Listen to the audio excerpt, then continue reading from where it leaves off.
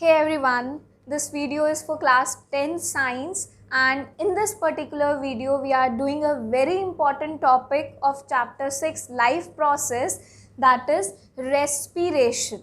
Respiration से पहले हमारा एक life process है, that is very important life process, nutrition. Nutrition is the intake of food.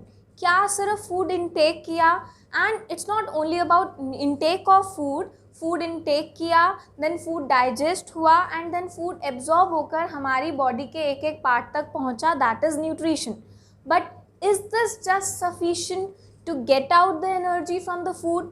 No, because for various day-to-day processes that we do in a particular day, our body requires energy, and to get that energy we eat food. but वो food से हमें energy मिली कैसे? Nutrition में तो हमने सिर्फ ये देखा कि हमने फूड खाया, फूड ब्रेक डाउन हुआ, फूड एब्जॉर्ब होकर हमारे बॉडी के एक एक पार्ट तक पहुंचा. But is this sufficient to get that energy? No. The second life process that helps to get energy from that food is called as respiration. In the earlier classes we have already studied respiration, but हमें लगता था respiration is simply just breathe in oxygen and breathe out carbon dioxide. Actually this is not just respiration. Respiration is a complex biochemical process जो food digest होकर हमारे एक एक body parts तक पहुंचा था, वो हमारे एक एक सेल तक पहुंच चुका था. अब क्या हुआ, जब हमने इनहेल किया, हमने ऑक्सीजन इनटेक करी, वो ऑक्सीजन जब हमने इनटेक करी वो हमारे नोज, नॉस्ट्रिल्स, लंग्स से होती होती अल्टीमेटली वो कहाँ जाएगी? उस एक एक सेल तक जाएगी.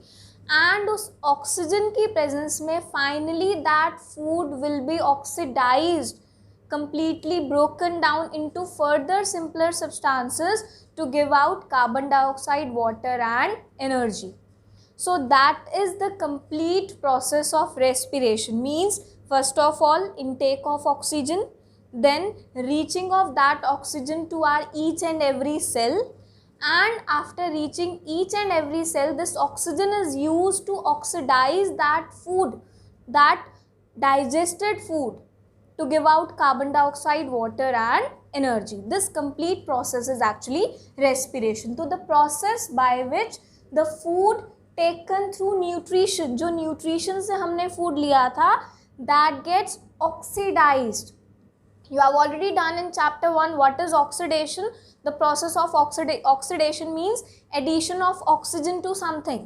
तो दैट फूड, आपको पता है फूड कम्प्लीटली ब्रेक डाउन होकर ग्लूकोज में कन्वर्ट हो जाता है. Mainly the carbohydrate portion of the food has been converted into glucose after nutrition. Now that glucose is oxidised to release energy for performing various activities. This is actually the complete respiration process. Respiration is a biochemical process. It's not just a physical process, inhaling and exhaling. Inhaling and exhaling will do it further, that it is the part of respiration. But ये कहना that सिर्फ inhalation and exhalation is respiration is completely wrong. It's a biochemical process. Bio means it is taking place in the living beings, and chemical process means it's again a chemical reaction. So what is that chemical reaction? The food in presence of oxygen gets oxidized to give carbon dioxide, water and energy. This food is called as respiratory substrate. इस food को हम क्या कह सकते हैं? Respiratory substrate. This is actually glucose. Food digest होकर the carbohydrate portion of the food has been converted into glucose, and glucose in presence of oxygen. Now it is a reactant, it is substrate. reactant का दूसरा नाम substrate भी होता है, and respiration process के लिए it's a reactant or a substrate. That's why we call it as respiratory substrate. ठीक है ना? It's a catabolic process. इसको हम कैटाबॉलिक प्रोसेस भी कहते हैं. जब कुछ ब्रेक डाउन होता है और फिर एनर्जी भी रिलीज होती है तो उसको बोलते हैं हम कैटाबॉलिक प्रोसेस. तो respiration is actually a catabolic process. तो food is oxidise in presence of oxygen to give carbon dioxide, water and energy. अभी हम इन केमिकल रिएक्शंस को भी पढ़ेंगे, इनकी केमिकल इक्वेशंस भी लिखेंगे। इनफैक्ट रेस्पिरेशन भी डिफरेंट टाइप्स की होती है, but first of all there are different stages of respiration. जैसे मैं आपको ऑलरेडी इंट्रोडक्शन में बता चुकी हूँ कि रेस्पिरेशन सिर्फ इनहेलेशन एक्सहेलेशन नहीं होता। यस, रेस्पिरेशन में वेरियस स्टेजेस होती हैं। First stage is external respiration. That is not a biochemical process, you can say it's the physical portion, the physical process. respiration को हम दो पार्ट्स में डिवाइड कर देते हैं। external respiration means इसमें भी दो पार्ट्स हैं। breathing, first of all breathing, we take in oxygen, we inhale oxygen. oxygen is obviously necessary for respiration, तो हमने वो required gas कौन सी है? ऑक्सीजन, वो इनहेल किया, टेक इन किया, वो फिर यूटिलाइज हुई। After the process carbon dioxide has been released out and to exhale, to remove that carbon dioxide out of our body, that unrequired gas, that waste product, this process is called as breathing. तो breathing is inhalation of required gas for respiration, that is oxygen, and exhalation of carbon dioxide, that is breathing. But अब breathing में के भी आगे हम पढ़ेंगे respiratory system में कैसे ब्रीदिंग होती है। ब्रीदिंग में हमने ये देखा कि ऑक्सीजन सपोज हमारे लंग्स तक पहुंच गई, लंग्स में लास्ट पार्ट होता है एल्वियोलाई, हम अभी आगे डिटेल में पढ़ेंगे उसको। अब एल्वियोलाई से ब्लड में जानी चाहिए ऑक्सीजन, क्योंकि फूड कहाँ पे प्रेजेंट है? एक एक सेल में। ऑक्सीजन एक एक सेल तक कैसे पहुँचेगी? थ्रू ब्लड, है ना।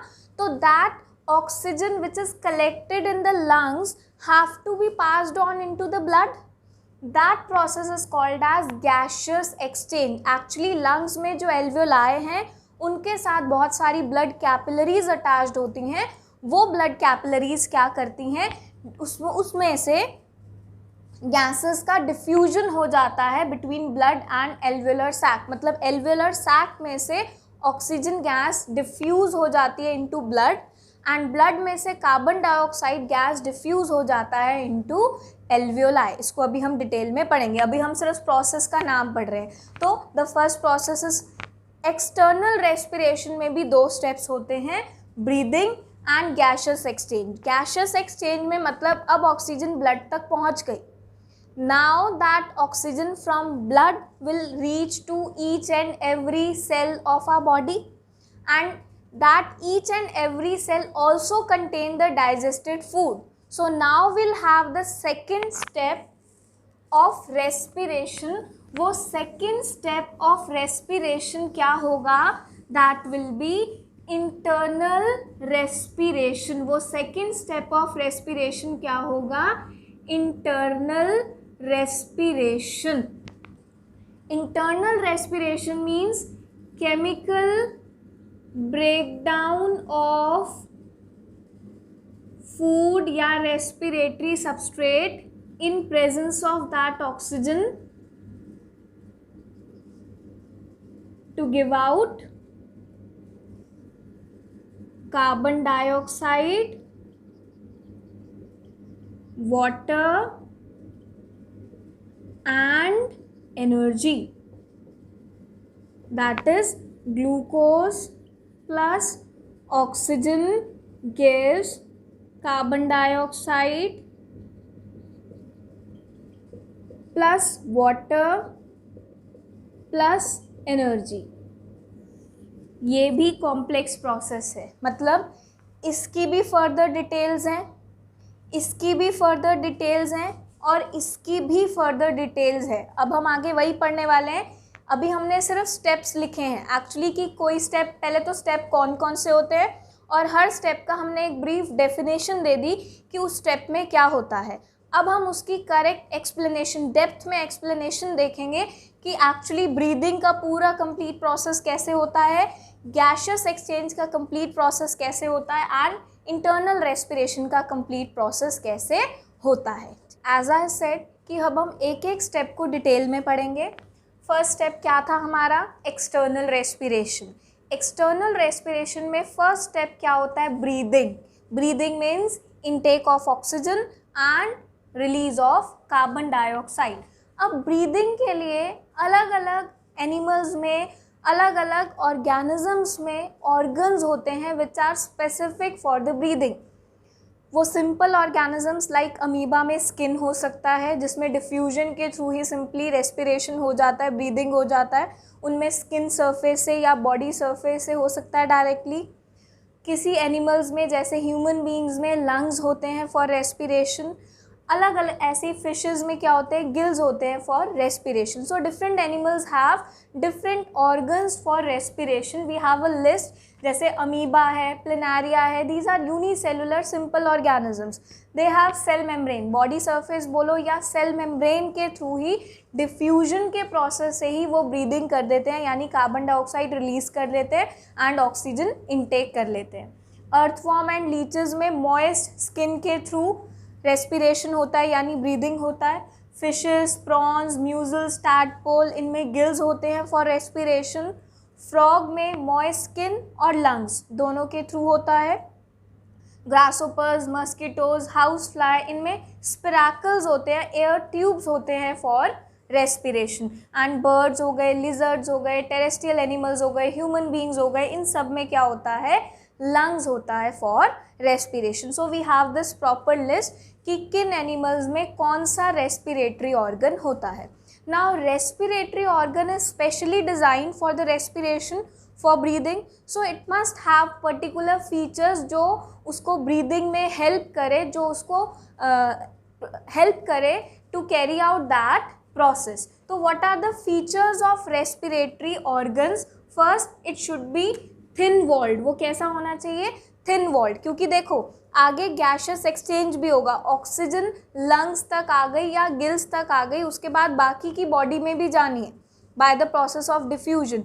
जितना थिन वॉल्ड होगा, जितना किसी बॉडी, किसी ऑर्गन का सरफेस थिन होगा, उससे डिफ्यूजन ईजिली हो जाएगी, यानी ऑक्सीजन मान लो ऑर्गन से निकलकर बाहर ब्लड में ईजिली मिक्स हो जाएगी। तो इसलिए to facilitate the diffusion process, they should have thin walled. It should be moist to speed up the diffusion. Again, जितना moist surface होगा उतना diffusion fast हो जाएगा, इसलिए इनका surface moist होता है ताकि fast diffusion हो जाए। diffusion मतलब ऑक्सीजन इनमें से निकलकर फिर ब्लड में मिक्स हो जाए। It should have large surface area, जितना ज़्यादा सरफेस होगा उतना एक बारी में ज़्यादा डिफ्यूजन हो पाएगा और इवन ज़्यादा वो ऑक्सीजन इनटेक कर पाएंगे। तो there should have large surface area and it should have a rich blood supply. अगर उसके पास ऑक्सीजन है लेकिन उसके पास ब्लड ही नहीं पहुंचा, तो ऑक्सीजन ब्लड में मिक्स कैसे हो पाएगा? ऑक्सीजन उसके पास है, उसके बाद आगे उसको ऑक्सीजन भेजना है ब्लड, क्योंकि ब्लड से ही फिर वो बाकी के बॉडी पार्ट्स तक पहुंचेगा। तो that organ should be richly supplied with blood capillaries. उसके आसपास बहुत सारी ब्लड कैपिलरीज होनी चाहिए जहां तक ब्लड इजीली पहुंच जाए, ताकि इजीली डिफ्यूज होकर ऑक्सीजन ब्लड में मिक्स हो जाए। ठीक है, तो these are the features of the respiratory organs. We have to understand respiration in human beings in detail, because we are human beings and we have to do each and every part of that respiratory system कि एक एक part में कैसे oxygen जाती है, कैसे वो part काम करता है। तो अब हम मेनली डिटेल में पढ़ेंगे the respiration in the human beings. Human beings में आपको पता है कॉम्प्लेक्स ऑर्गेनिजम्स हैं, बॉडी सरफेस से सिंपल डिफ्यूजन से पूरी बॉडी की ऑक्सीजन की रिक्वायरमेंट्स पूरी नहीं होंगी, इसीलिए उनमें पूरा का पूरा एक सिस्टम ऑफ ऑर्गन्स होता है। बहुत सारे ऑर्गन्स का एक सिस्टम होता है जिनका एक ही फंक्शन है to facilitate the process of respiration, and that system is called as respiratory system. Now respiratory system has various organs.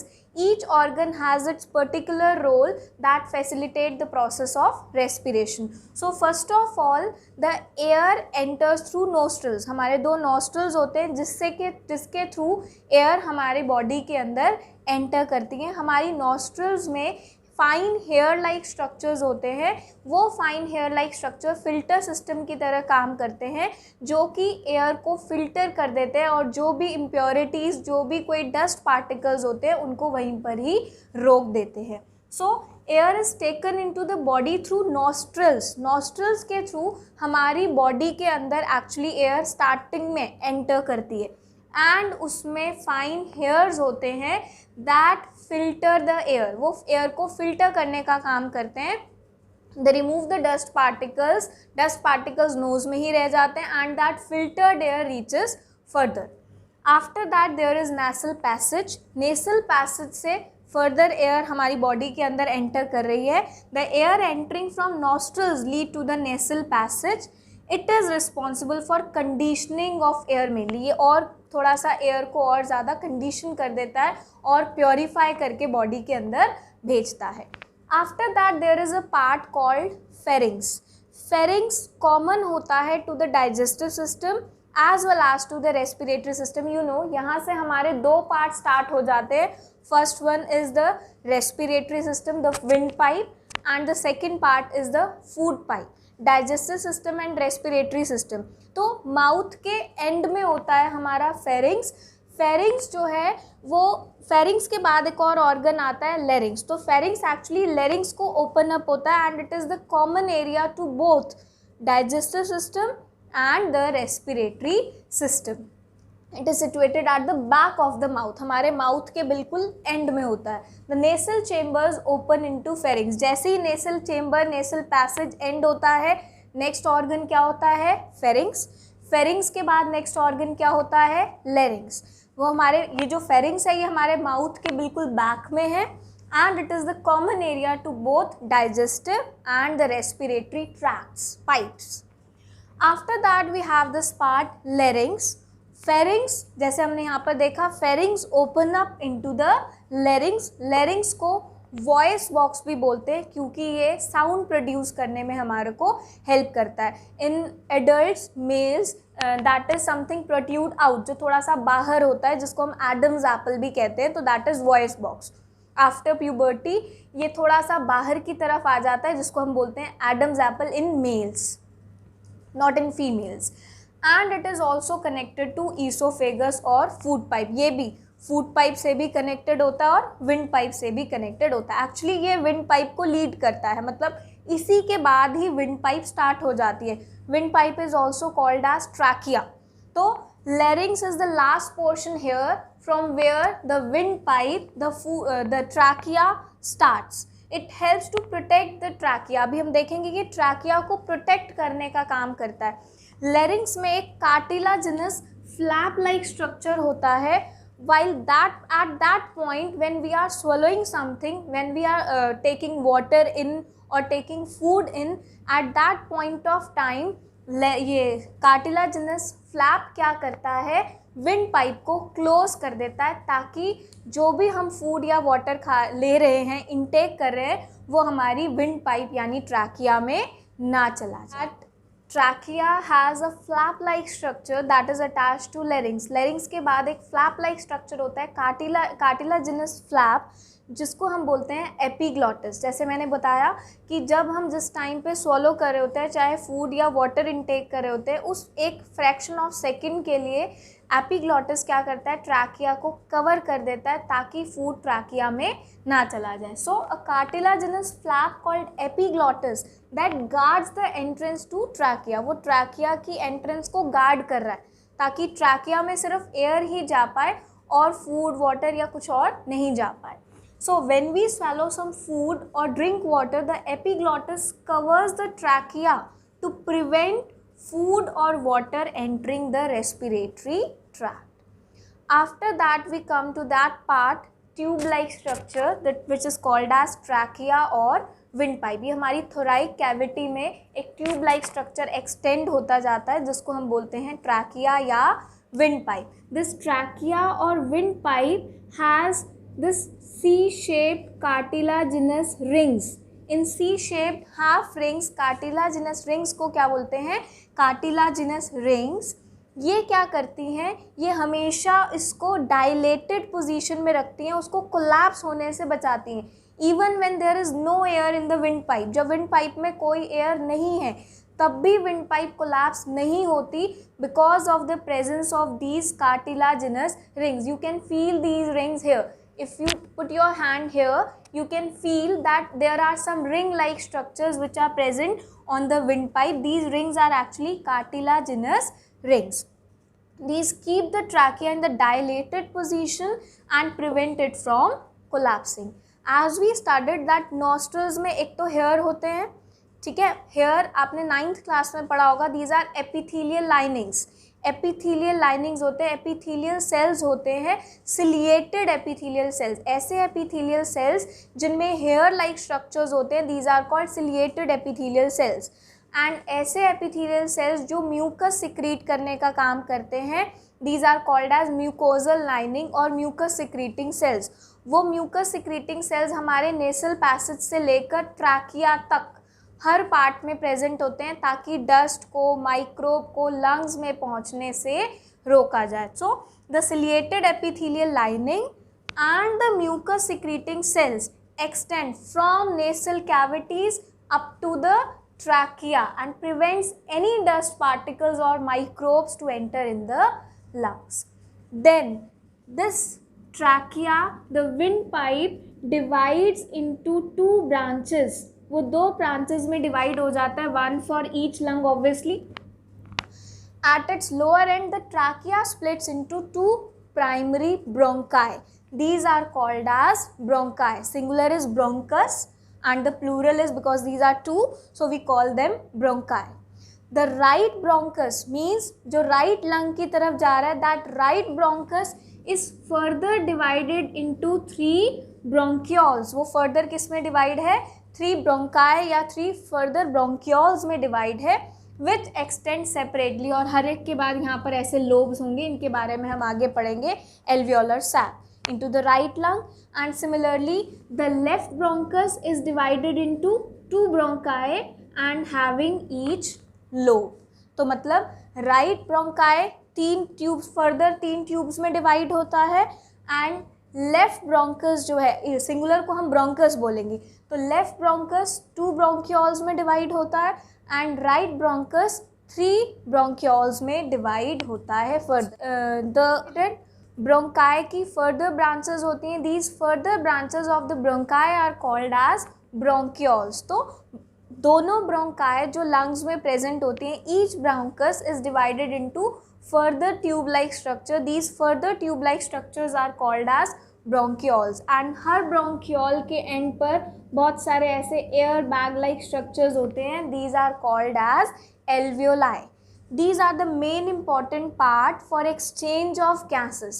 Mainly ये exchange of gases की साइट है, because alveoli से ही blood capillaries attached होती हैं.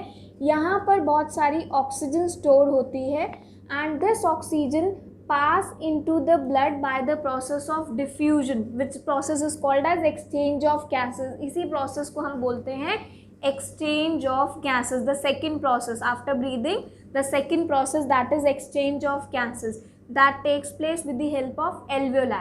Alveoli provides large surface area for exchange of gases. Humans में अगर alveolar sacs को इकट्ठा कर दिया जाए, open up कर दिया जाए, तो they will cover 80 meter square area. 80 meter square area वो cover करेंगे अगर उनको spread कर दिया जाए तो. बैग लाइक स्ट्रक्चर्स होते हैं, हर ब्रोंक्यूल के एंड में होते हैं, and they provide large surface area जहाँ पर ऑक्सीजन स्टोर्ड भी रहती है और वहीं से गैसेस का एक्सचेंज भी होता है. सिमिलरली जब ब्लड से कार्बन डाइऑक्साइड आती है तो carbon dioxide moves into the alveoli, फिर बाहर जाती है. Now there are ribs. Lungs and heart दोनों ही डेलिकेट ऑर्गन्स हैं. Lungs and heart are protected by the 12 bone-like structures which are called as ribs. उनको बोला जाता है ribs. ये ribs मिलकर ऐसे एक cage like structure बना लेते हैं जिसमें कि हमारे lungs और हमारा heart situated होता है, safely पड़ा होता है. ठीक है, तो these bones, 12 pair of bones जो एक cage like structure बनाती हैं, इनको बोलते हैं ribs. Like this is lung, तो इसमें ऐसे kind of this. The movement of intercostal muscles, इन्हीं के साथ मसल्स अटैच्ड होते हैं. मसल्स कॉन्ट्रैक्ट रिलैक्स करते हैं जिसकी हेल्प से हम ब्रीद इन कर पाते हैं. लंग्स प्राइमरी ऑर्गन्स हैं, आपको पता है ह्यूमन बींग्स में, टेरेस्ट्रियल एनिमल्स में रेस्पिरेटरी ऑर्गन ही क्या है, लंग्स। ठीक है, लंग्स के हमने कैरेक्टरिस्टिक्स भी पढ़ लिए थे। ये कहाँ पे प्रेजेंट होते हैं, on the two sides of heart, pair of lungs होते हैं, 2 लंग्स होते हैं हमारी बॉडी में, हार्ट के दोनों साइड लंग्स प्रेजेंट होते हैं। They transport oxygen from atmosphere into blood, जैसे मैंने बताया कि एटमॉस्फेयर से ऑक्सीजन आएगी, ये सब लंग्स में ही तो है, bronchi, bronchioles, alveoli, these are all present in lungs. तो ये ऑक्सीजन फिर ब्लड में जाएगी, ऐसे ही ब्लड से कार्बन डाइऑक्साइड लंग्स में आएगी, फिर लंग्स से बाहर जाएगी। तो मतलब एटमॉस्फेरिक ऑक्सीजन अल्टीमेटली लंग्स तक आ रही है, लंग्स से फिर एक एक सेल तक पहुंचेगी थ्रू ब्लड। ऐसी ब्लड से कार्बन डाइऑक्साइड, बॉडी ऑर्गन से कार्बन डाइऑक्साइड रिच ब्लड आ रहा है, ठीक है ना, वो लंग्स तक पहुंचेगा और लंग्स फिर उसको एटमॉस्फेयर में release. Organ is diaphragm. Diaphragm is at the bottom of the chest cavity, हमारी चेस्ट कैविटी के एंड में यहाँ पर एक पोर्शन होता है जिसको हम बोलते हैं डायाफ्राम। एक ये मस्कुलर पार्टीशन है जो हमारे एब्डोमेन यानी स्टमक पोर्शन और चेस्ट कैविटी को सेपरेट करने का काम करता है। That muscular portion something like this is called as diaphragm, जो कि हमारे थोरैक्स एंड एब्डोमेन को सेपरेट करने का काम कर रहा है और हमारी चेस्ट कैविटी का लोएस्ट पोर्शन है, बेस है। अब क्या होता है, व्हेन वी इनहेल, ये हम मैकेनिज्म ऑफ ब्रीदिंग में पढ़ेंगे, जब हम इनहेल करते हैं तो डायाफ्राम की रेगुलर पोजीशन ये होती है, but when we inhale the diaphragm contracts in this way, flat हो जाता है, एंड रिब्स कम आउटवर्ड, जिसकी वजह से चेस्ट कैविटी की वॉल्यूम, टोटल चेस्ट कैविटी की वॉल्यूम इंक्रीज हो जाती है। अब अंदर लो प्रेशर है, बाहर हाई प्रेशर है, oxygen gas moves from outside to inside. Similarly, when we exhale, then the diaphragm come in its original position. In this position, the volume of chest cavity decreases. Here, lungs have lot of carbon dioxide, therefore it has high pressure, and outside there is low pressure, therefore carbon dioxide moves out. So in the mechanism of breathing that we will do later. Mechanism of breathing जो मैंने ये बताया, ये हम पूरा detail में पढ़ेंगे। Basically the mechanism of breathing में एक मेजर रोल है डायाफ्राम एंड रिब्स का। Diaphragm and ribs help play a very important role in the mechanism of breathing. आज अभी जो हमने पढ़ा है that is all about how the respiratory system works. अभी हम मैकेनिज्म ऑफ ब्रीदिंग पढ़ेंगे एंड उसके बाद अभी तो हमने ये पढ़ा नहीं, गैसियस एक्सचेंज भी हमने साथ साथ ही पढ़ लिया। फिर हम देखेंगे एक एक सेल में जाके कैसे केमिकल ब्रेकडाउन होता है, यानी इंटरनल रेस्पिरेशन, जिसको हम सेलुलर रेस्पिरेशन भी कहते हैं, वो कैसे होता है। टिल दैट इस टॉपिक को अच्छे से रिवाइज कीजिए, इनके क्वेश्चंस प्रैक्टिस करें, मेरे से डाउट्स पूछिए, and then will do the next topic. Thank you.